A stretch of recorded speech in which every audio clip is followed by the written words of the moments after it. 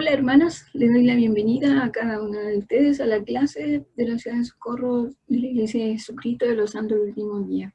También espero que puedan haber tenido una linda Navidad. Solo un consejo, hermanas, no coman tanto.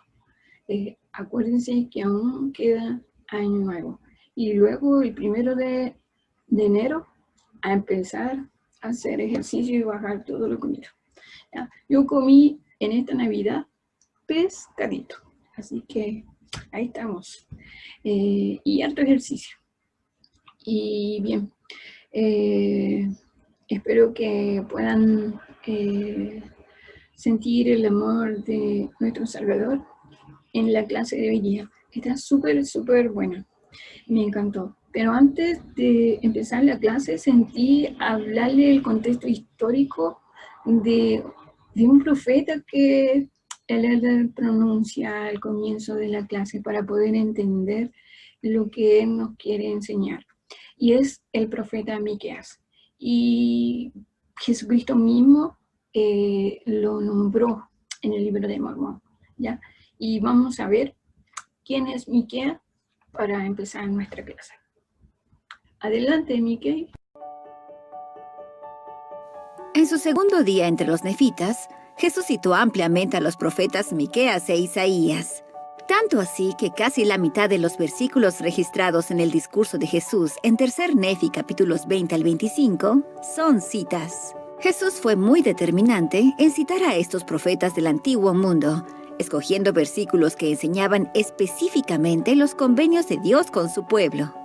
Para algunos, los convenios que se encuentran en el Antiguo Testamento y el Libro de Mormón pueden parecer cosa del pasado, con poca aplicación para las personas de hoy. Sin embargo, los convenios de Cristo son eternos, y nosotros ahora en día podemos participar activamente en esos convenios. De hecho, aquellos que hacen y guardan fervientemente sus convenios son parte integral del cumplimiento de la promesa de Dios de reunir y bendecir a todos los justos como hijos de Israel. Es razonable que Cristo haya usado las enseñanzas de Isaías y Miqueas para ayudarnos a ver que no solamente era su visita al Nuevo Mundo un cumplimiento de las antiguas profecías, sino que también lo son nuestras obras en los últimos días de fe y amor del convenio. Los escritos de Miqueas abordan los temas del juicio y la esperanza. Miqueas enseñó que los pecados de los líderes de Israel resultarían en la destrucción de Jerusalén. Sin embargo, Miqueas también declaró la forma elocuente que el Padre Celestial oye las oraciones de sus hijos y que Jesucristo es un defensor y una luz para todos. Miqueas continúa alabando a Dios al decir que Jehová perdona la iniquidad y no retiene para siempre su enojo porque se deleita en la misericordia. Mediante ese contraste de temas podemos aprender en cuanto al desprecio del Señor hacia el mal y su misericordia por aquellos que vuelven a la rectitud.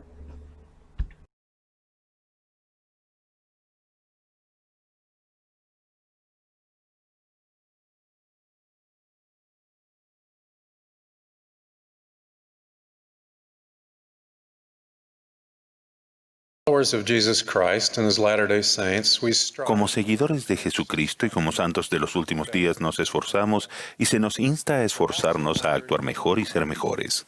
Tal vez se hayan preguntado como yo, ¿estoy haciendo lo suficiente? ¿Qué más debería estar haciendo? ¿O cómo puedo yo, siendo una persona con defectos, reunir los requisitos para morar con Dios en un estado de interminable felicidad? El profeta Miqueas del Antiguo Testamento formuló la pregunta de esta manera: ¿con qué me presentaré ante Jehová y adoraré a Dios Altísimo? Miqueas se preguntaba satíricamente si acaso las ofrendas exorbitantes podrían bastar para compensar el pecado, diciendo: ¿se agradará a Jehová de millares de carneros o de 10,000 arroyos de aceite? ¿Daré mi primogénito por el pecado de mi alma? La respuesta es no. Las buenas obras no son suficientes. La salvación no se gana. Ni siquiera los vastos sacrificios que Miqueas sabía que eran imposibles pueden redimir el menor de los pecados. Si dependiéramos solamente de nuestros medios, la perspectiva de volver a vivir en la presencia de Dios carecería de esperanza. Sin las bendiciones que provienen del Padre Celestial y de Jesucristo, nunca podremos hacer lo suficiente, ni ser lo suficientemente buenos aptos por nuestra propia cuenta.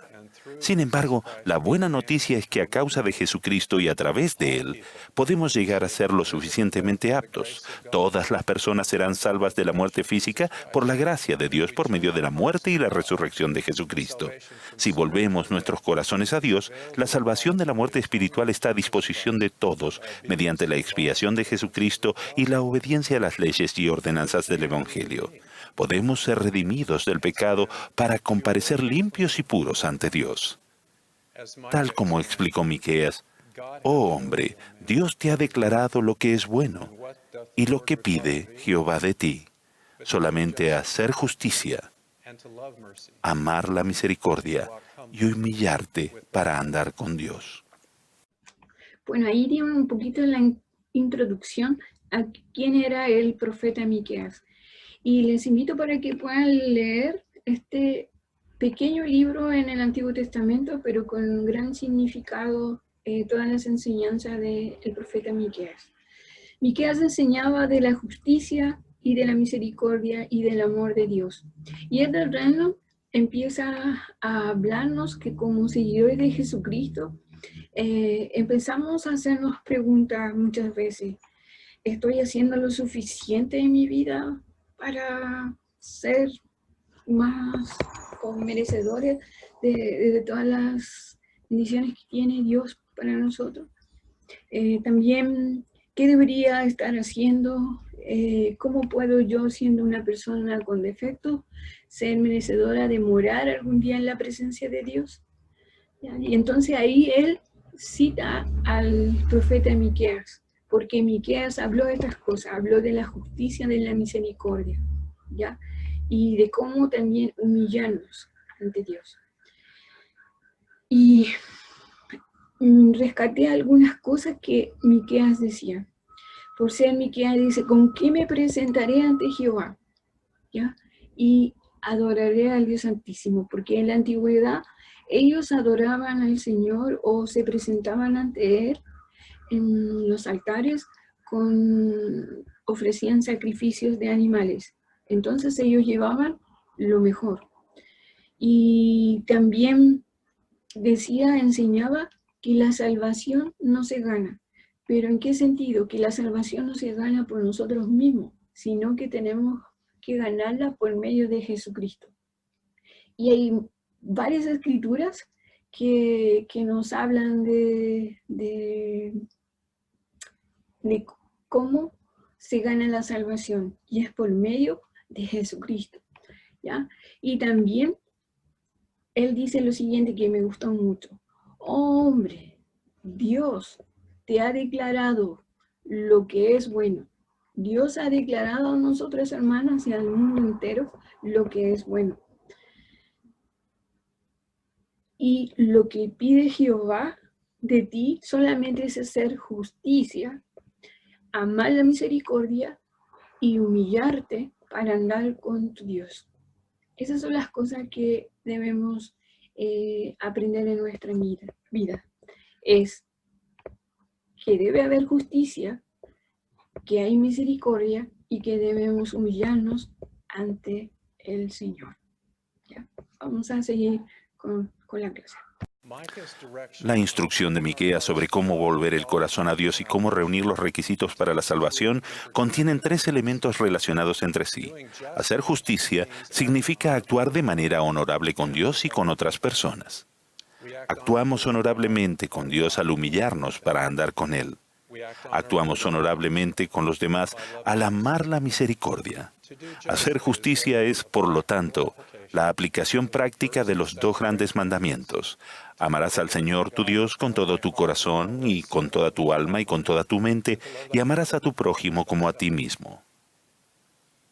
Hacer justicia y humillarnos para andar con Dios es retraer deliberadamente nuestra mano de la maldad, andar en sus estatutos y actuar y permanecer verdaderamente fieles. La persona justa se aparta del pecado y se vuelve hacia Dios, hace convenios con Él y guarda esos convenios. La persona justa elige cumplir los mandamientos de Dios, se arrepiente cuando falla y sigue intentándolo. Cuando el Cristo resucitado visitó a los nefitas, les explicó que la ley de Moisés había sido reemplazada por una ley mayor. Les indicó que no ofrecieran sacrificios ni holocaustos, sino que ofrecieran un corazón quebrantado y un espíritu contrito. Prometió además, y al que venga a mí con un corazón quebrantado y un espíritu contrito, lo bautizaré con fuego y con el Espíritu Santo. Cuando recibimos y utilizamos el don del Espíritu Santo después del bautismo, podemos disfrutar de la compañía constante de Él. Y se nos enseña todas las cosas que debemos hacer, incluyendo cómo humillarnos para andar con Dios. El sacrificio de Jesucristo por el pecado y la salvación y de la muerte espiritual están disponibles para todos los que tengan un corazón quebrantado y un espíritu contrito. El corazón quebrantado y el espíritu contrito nos inspiran a arrepentirnos con gozo y a intentar ser más como nuestro Padre Celestial y Jesucristo. Al hacerlo, recibimos el poder purificador y sanador y fortalecedor del Salvador. No solo hacemos justicia y nos humillamos para andar con Dios, también aprendemos a amar la misericordia del modo en que lo hacen el Padre Celestial y Jesucristo.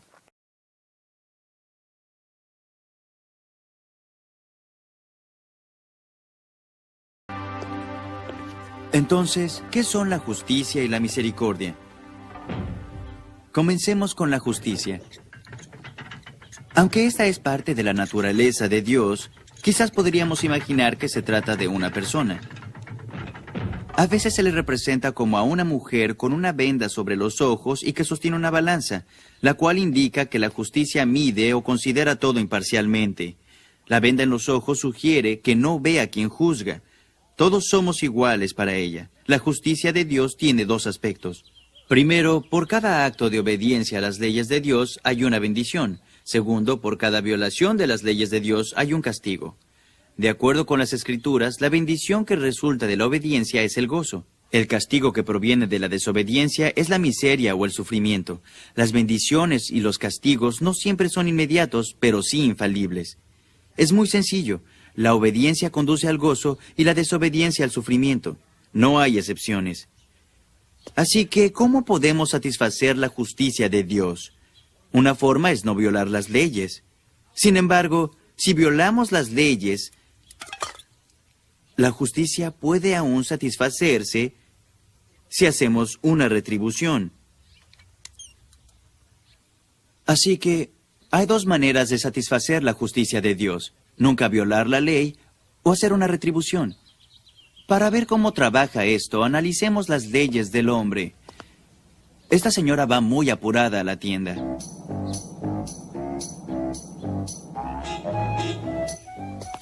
Sabe que hay leyes de tránsito que debe obedecer.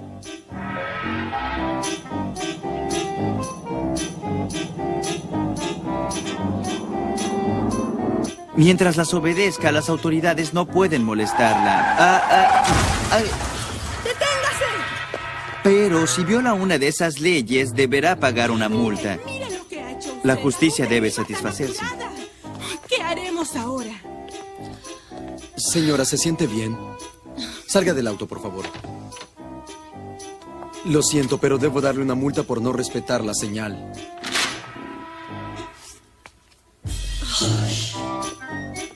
La balanza de la justicia está en desnivel. Para equilibrarla, esta señora deberá presentarse ante un juez y pagar una multa. ¿Pero qué sucedería si ella no tuviera dinero? Pues iría a la cárcel. No tengo dinero, perdóneme. Está bien. Quizás podría recurrir a alguien que la ayude. Ahora veremos cómo opera.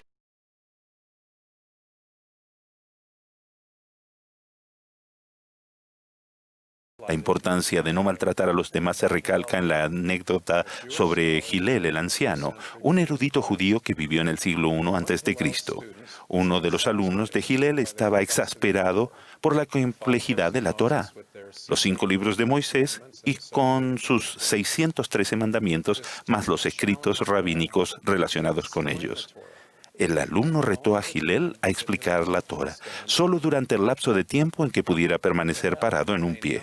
Puede que Hillel no tuviera mucho equilibrio, pero aceptó el desafío. Citó Levítico diciendo: «No te vengarás, ni guardarás rencor a los hijos de tu pueblo, sino que amarás a tu prójimo como a ti mismo». Enseguida Hillel concluyó rápidamente: «Lo que es odioso para ti, no lo hagas al prójimo». Esa es la Torá completa. El resto es la explicación. Ve y aprende. Tratar siempre a los demás de manera honorable es parte de amar la misericordia. Consideren una conversación que escuché hace décadas en un servicio de urgencia del hospital Johns Hopkins en Baltimore, Maryland, en Estados Unidos. Un paciente, el señor Jackson, era un hombre cortés y agradable, bien conocido por el personal del hospital. Anteriormente había sido hospitalizado varias veces por el tratamiento de enfermedades relacionadas con el alcohol. En esta ocasión, el señor Jackson había regresado al hospital con síntomas de lo que diagnosticarían como una inflamación de páncreas provocada por el alcohol. Hacia el final de su turno, el doctor Cohen, un médico muy trabajador y admirado, examinó al señor Jackson y determinó que la hospitalización estaba justificada. El doctor Cohen asignó a la doctora Jones, la siguiente médica de turno, que hospitalizara al señor Jackson y supervisara su tratamiento. La doctora Jones había asistido a una facultad de medicina de prestigio y acababa de comenzar sus estudios de posgrado. Esta capacitación extenuante está asociada frecuentemente con la privación del sueño, lo que probablemente contribuyó a la respuesta negativa de la doctora Jones. Frente a su 5ª hospitalización de la noche, la doctora Jones se quejó en voz alta con el doctor Cohen. Le parecía injusto que tuviera que pasar tantas horas atendiendo al señor Jackson cuando su problema era autoinfligido. El doctor Cohen pronunció su enfática respuesta casi susurrando. Dijo: «Doctora Jones, usted se hizo médica para cuidar de las personas y trabajar para curarlas. No se hizo médica para juzgarlas. Si no entiende la diferencia, no tiene derecho a formarse en esta institución». Después de esa corrección, la doctora Jones cuidó diligentemente al señor Jackson durante la hospitalización. Después de aquello, el señor Jackson falleció y tanto la doctora Jones como el doctor Cohen han tenido unas carreras sobresalientes, pero en un momento crítico de su formación, la doctora Jones necesitó que se le recordara que hiciera justicia, que amara la misericordia y que cuidara del señor Jackson sin juzgarlo. A lo largo de los años, aquel recordatorio me ha sido de beneficio. Amar la misericordia significa que no solo amamos la misericordia que Dios nos extiende a nosotros, sino que nos deleitamos en que Dios extienda esa misma misericordia a los demás. Bien, aquí en esta parte vimos el video de la justicia y nos explica muy clarito qué es la justicia para Dios y para nosotros. Y también nos relata la experiencia de estos médicos, donde un médico lo único que hacía era juzgar a su paciente y el otro le hizo recordar que él estaba para sanar y ayudar a sus pacientes y no para juzgarlo. Lo mismo pasa en nuestra vida, ¿ya? Nunca debemos olvidar lo que el Señor ha hecho en nuestra vida, ¿ya? Y de dónde nos ha sacado, qué cosa cada día Él nos ayuda en nuestras debilidades, qué cosa Él tiene bondad y misericordia con cada uno de nosotros. Así que no seamos como este doctor que se nos olvida a veces porque se nos ha mandado a esta tierra. ¿Ya? Y vamos a seguir escuchando al del trono. Seguimos su ejemplo. Todos son iguales ante Dios y todos necesitamos tratamiento espiritual para que se nos ayude a sanar. El Señor ha dicho, no estimaréis a una carne más que a otra, ni un hombre se considerará mejor que otro. Jesucristo ejemplificó lo que significa hacer justicia y amar la misericordia. Se relacionó abiertamente con los pecadores, tratándolos de manera honorable y con respeto. Enseñó el gozo de guardar los mandamientos de Dios y procuró elevar, en vez de condenar a quienes tenían dificultades. Acusó a los que lo culpaban por ministrar a personas que aquellos consideraban indignas. Tal superioridad moral lo ofendió y todavía lo hace. Para ser semejante a Cristo, la persona procede de forma justa, comportándose de manera honorable tanto con Dios como con otras personas. La persona justa es cortés en palabra y en hecho, y reconoce que las diferencias de opinión o creencia no impiden la bondad ni la amistad genuinas. La persona que actúa de manera justa no tendrá deseos de injuriarse el uno al otro, sino de vivir pacíficamente uno con otro. Para ser semejante a Cristo, la persona ama la misericordia. Las personas que aman la misericordia no son prejuiciosas, muestran compasión por los demás, especialmente por los menos afortunados. Son gentiles, bondadosos y honestos. Esas personas tratan a todos con amor y comprensión sin importar características de la raza, el sexo, la afiliación religiosa, la orientación sexual, el estatus socioeconómico ni las diferencias triviales de clan o nacionales. Estas son superadas por el amor cristiano. Para ser semejante a Cristo, la persona elige a Dios, se humilla para andar con Él, procura complacerlo y guarda los convenios. ¿Qué hace con Él? Las personas que se humillan para andar con Dios recuerdan lo que el Padre Celestial y Jesucristo han hecho por ellas. ¿Estoy haciendo lo suficiente? ¿Qué más debería estar haciendo? Las acciones que emprendamos en respuesta a estas preguntas son fundamentales para nuestra felicidad en esta vida y en las eternidades. El Salvador no quiere que demos por sentada la salvación. Incluso después de hacer convenios sagrados existe la posibilidad de que caigamos de la gracia y nos alejemos de Dios viviente. Así que debemos cuidarnos y orar siempre para evitar caer en tentación. Pero al mismo tiempo, nuestro Padre Celestial y Jesucristo no quieren que nos distraigamos por una continua incertidumbre durante nuestro viaje terrenal, preguntándonos si hemos hecho lo suficiente para ser salvos y exaltados. Ciertamente no quiere que nos atormentemos con los errores de los que nos hemos arrepentido, viéndolos como heridas que nunca sanan, ni que seamos aprensivos en exceso de que podamos volver a tropezar. Podemos evaluar nuestro propio progreso. Podemos saber que el curso que nosotros seguimos en la vida está de acuerdo con la voluntad de Dios. Cuando hacemos justicia, amamos la misericordia y nos humillamos para andar con Dios. Incorporamos los atributos del Padre Celestial y de Jesucristo a nuestro carácter y nos amamos los unos a los otros. Cuando hagan estas cosas, seguirán la senda de los convenios y reunirán los requisitos para morar con Dios en un estado de interminable felicidad. Sus almas serán infundidas con la gloria de Dios y con la luz de la vida sempiterna. Serán llenos de un gozo indescriptible. Testifico que Dios vive y que Jesús es el Cristo, nuestro Salvador y Redentor, que con gozo y amor extiende su misericordia a todos. Esta parte final de la clase me hace recordar mucho una historia que a mí me encanta en el Nuevo Testamento, que está en Hechos 9, que es la historia de Saulo, de Tarso, ya de Pablo. Cuando Saulo perseguía a los santos, cuando perseguía a la iglesia del Señor, ya, y en ese momento él iba camino a Damasco a perseguir a los santos, y fue cuando el Señor se le apareció. Y en ese momento él tuvo la experiencia de sentir en su corazón que le hablara el Señor mismo y que le dijera algunas cosas que cambiaron su vida para siempre.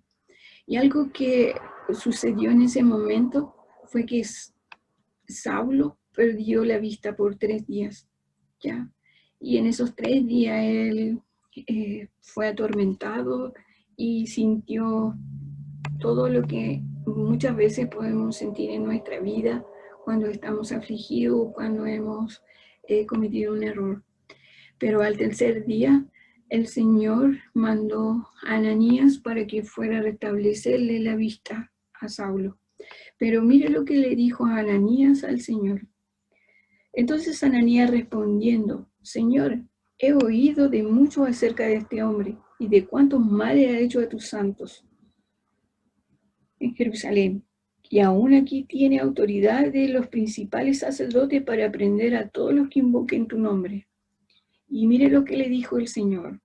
Ve, porque instrumento escogido me es este, para llevar mi nombre en presencia de los gentiles y de reyes y de los hijos de Israel. Porque yo le mostraré cuánto le es necesario padecer por mi nombre. ¿Ya? Entonces, ahí el Señor enseñó una lección a Ananías y también a nosotros, ¿ya? Que él iba a ser un instrumento en las manos de Dios. Todos sabemos todas las cosas que hizo Pablo. Él fue un gran misionero, ¿ya?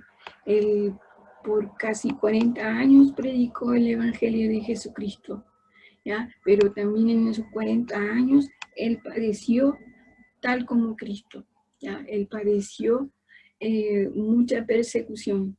Él pasó por diversas dificultades en su vida, lo que nos hace también recordar que es necesario que muchas veces pasemos por adversidades, por dificultades, para poder ser más como Cristo.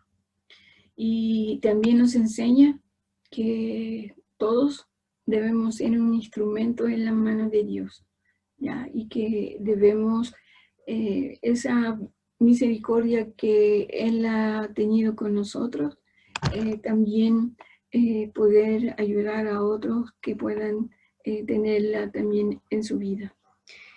Hermanas, sé con todo mi corazón que el Señor nos ama. Soy muy agradecida por la bondad de Él, ya por todo el amor que Él tiene cada día para nosotros. He podido sentir siempre su amor, su misericordia en mi vida, pero también he sentido en momentos su justicia. He sentido cuando me ha reprendido y me ha hecho sentir que debo cambiar cosas. Y no hay que sentirse mal cuando pasa eso. Al contrario, debemos, como dice la lección, humillarnos ante Dios y dejar que Él ayude a nuestra alma, a nuestros corazones y nuestro espíritu para poder sacar las cosas que debemos sacar y ser más como Cristo. Les comparto que sé que Él es nuestro Salvador y que a medida que nos acerquemos a Él, Él cuidará de nosotros y estará a nuestra diestra, ¿ya? Y Él será ese consolador que Él prometió que sería para nosotros, que enviaría su Espíritu, pero también Él estaría con nosotras. Y sé que Él vive, y lo sé porque lo he sentido en mi vida, lo siento cada día, y lo amo con todo mi corazón. Y sé que Él está pendiente de cada una de nosotras, y les comparto estas cosas en el nombre de Jesucristo. Amén.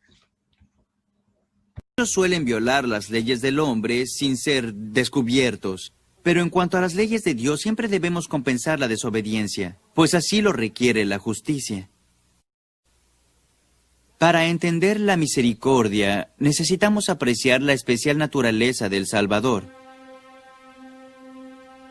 Como hijo de un Padre divino y de una Madre mortal, Jesús estuvo sujeto al dolor, las tentaciones y la muerte. No obstante, como unigénito de nuestro Padre Celestial, heredó de Dios la capacidad para soportar todo dolor. la habilidad para vivir una vida perfecta y el poder sobre la muerte. Consideremos a Jesús en cuanto a la justicia divina. Primero, nunca quebrantó las leyes de Dios y por tanto satisfizo la justicia. Jesús fue la única persona que pudo salvarse por su propio mérito. Comparemos la vida del Salvador con el resto de la humanidad que ha pecado. Para equilibrar la balanza es necesario pagar por los pecados cometidos. Abonar este pago involucra miseria y aflicción. En segundo lugar, Jesús no solo cumplió la ley, sino que se ofreció a padecer el castigo por los pecados cometidos por cada uno de nosotros. Él dijo: «Castíguenme como si yo fuera culpable de todos los errores jamás cometidos». Y siendo que Él sufrió por nuestros pecados, Jesús nos ofrece así misericordia. Tal misericordia nos evita la miseria y el sufrimiento que requiere la justicia si nos arrepentimos. Nuestro Padre Celestial nos ama, pero aún así no puede ignorar la violación de sus leyes. Esto no sería justo. Y porque Él es Dios, tiene que ser perfectamente justo. La justicia debe satisfacerse. Mas en su infinita misericordia, Dios ha dispuesto la forma en que se deben satisfacer los requisitos de la justicia. El Salvador sufrió y murió por nuestros pecados en el jardín de Getsemaní y en la cruz. En otras palabras, pagó completamente nuestra deuda. Y su misericordia puede ahora redimirnos. Esto es lo que Jesús hizo por nosotros. Esto es lo que el Padre hizo por nosotros. Mediante la gracia misericordiosa de Dios y de su unigénito, podemos ser salvos si estamos dispuestos a satisfacer las condiciones que ellos han establecido.